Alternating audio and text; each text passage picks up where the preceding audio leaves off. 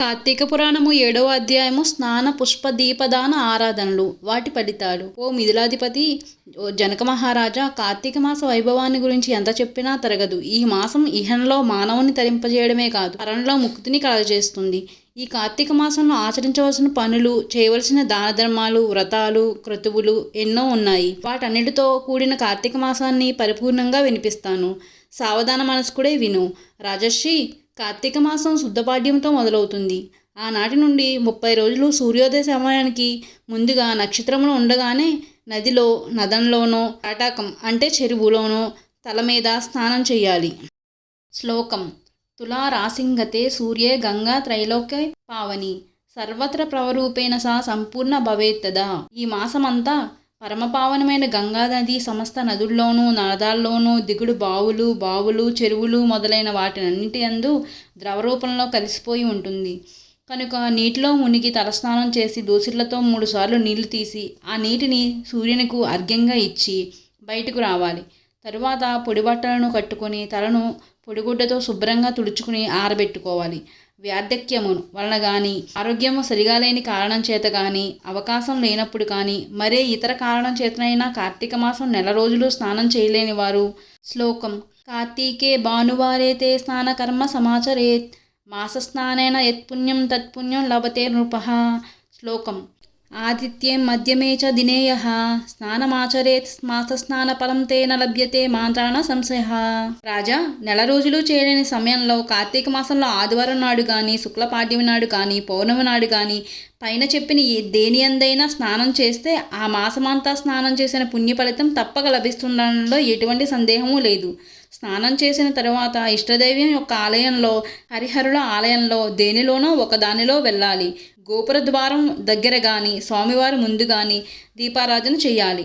ఆ తరువాత ఆవునేతితో కానీ, ఎవరికి అందుబాటులో ఏ నూనె ఉంటే దానితో కానీ పిండి ప్రమిదతో దీపాన్ని వెలిగించి దాని దక్ష తాంబూలాలతో భక్తి శ్రద్ధలతో ఒక సద్బ్రాహ్మణునికి దానం ఇవ్వాలి. శ్లోకం: సర్వజ్ఞానప్రదమం దీపం సర్వసంపత్సు భావహాం దీపదానం ప్రదాస్యామి శాంతిరస్తు సదా మమ. అన్ని విధములైన జ్ఞానాన్ని, సమస్త సంపదలను ప్రసాదించే దీపదానాన్ని చేస్తున్నాను.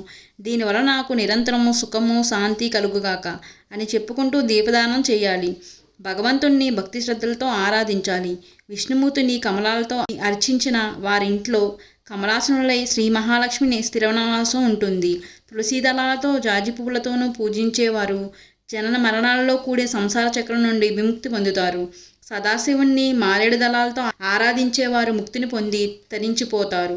పూలు పండ్లను దానం చేసేవారి పాపాలు సూర్యరశ్మికి చీకట్లు పటాపంచులైపోయినట్లు పటాపంచులైపోతాయి.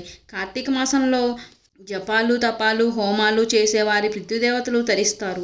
దేవాలయంలో భగవంతుని సమీపంలో మామిడి తోరణాలు కట్టి సాలగ్రామాన్ని అర్చించిన వారికి ఉత్తమ గతులు లభిస్తాయి.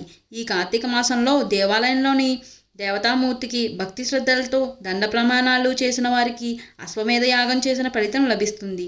కార్తీకంలో ఉసి చెట్టు నీడలో దేవతార్చన చేసిన వారి జోలికి రావడానికి కానీ, వారిని తెరిపారా చూడడానికి కానీ యమధర్మరాజుకు కూడా సాధ్యం కాదు. కార్తీక మాసంలో సాలగ్రామాలని తులసీ దళాలతో పూజ చేసేవారు ధన్యులై తరిస్తారు. ఉసి చెట్టులు కూడిన వనంలో భగవంతుని పూజించి వనభోజనం చేసిన వారు శరీరాన్ని వదిలి తరువాత పుణ్యలోకాలకు చేరుకుని తరిస్తారు. కార్తీక మాసంలో చినిగిన వస్త్రాలతో చలికి వణుకుతూ బాధపడుతున్న వారికి వస్త్రదానం చేసే సద్గతులను పొందుతారు.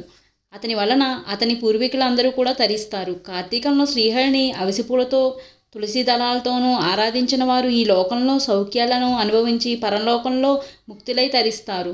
శివుడిని జిల్లోడి పూలతో ఆరాధించిన వారు సంపూర్ణమైన ఆయుర్దాయంను అనుభవించి మరణించిన తర్వాత శివ సాన్నిధ్యాన్ని పొందుతారు. కార్తీకంలో స్నానం, దీపారాధన, దీపదానం, వనభోజనం, దేవతారాధనలు చేయడం వల్ల కలిగే ఫలితం ఇంత అని చెప్పడానికి వీలు కాదు.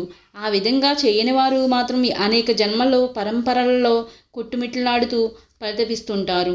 కార్తీక మాసంలో ఇతరులు వెలిగించే దీపాలను చూసి ఆనందించేవాళ్ళు, పూజా పునస్కారాలతో ఇతరులను సాయపడేవాళ్ళు, భగవతారాధనకు సమారాధనకు సహకరించేవాళ్ళు, పురాణ కథా కాలక్షేపాలలో పాల్గొనేవాళ్ళు, ఆలయంలో దేవతాస్తుతులను గానం చేసేవాళ్ళు ఈ లోకంలో సుఖశాంతులను పొంది పరలోకంలో దైవ సాన్నిధ్యంలో ఉండి చివరకు ధ్రువలోకానికి చేరుకుంటారు. ఈ కార్తీక మాసంలో సోమవారాలు, పౌర్ణములు చాలా ప్రశస్తమైన పర్వదినాలు. ఆ రోజుల్లో ఉపవాసం ఉండి సాయంత్రం పూజలు చేసే ప్రసాదమును స్వీకరించడం సాంప్రదాయాన్ని బట్టి జరుపుతుంటారు. ఈ రోజుల్లో సమస్త కుటుంబాల వారు 3వ సోమవారం కార్తీక పౌర్ణమి రోజున తప్పనిసరిగా పూజలు చేస్తుంటారు. వీటికే కార్తీక నోములు అని పేరు. ఆయా కుటుంబాల వారు వారి వారి సంప్రదాయాలను అనుసరించి వారి వారి పూర్వీకులు చేసిన విధంగా పూజాధికాలను నిర్వహిస్తూ ఉంటారు. ఏ కుటుంబము ఈ విషయంలో మాత్రం భిన్నంగా ప్రవర్తించదు. ఈ నోము నోచిన కారణంగా ఆ కుటుంబంలోని వారికి మేలే జరుగుతుంది. సిరి సంపదలు లభించడం, మోక్షసిద్ధి కలగడం అనేది ఈ కార్తీక మాసంలోని విశేషం. ఈ విధంగా ఆచరించాల్సిన వాటిని వేటిని ఆచరించని వారు 7 అంటే 14 జన్మలు నక్కలై పుడతారని వశిష్ఠుడు జనక మహారాజుకి తెలియజెప్పాడు.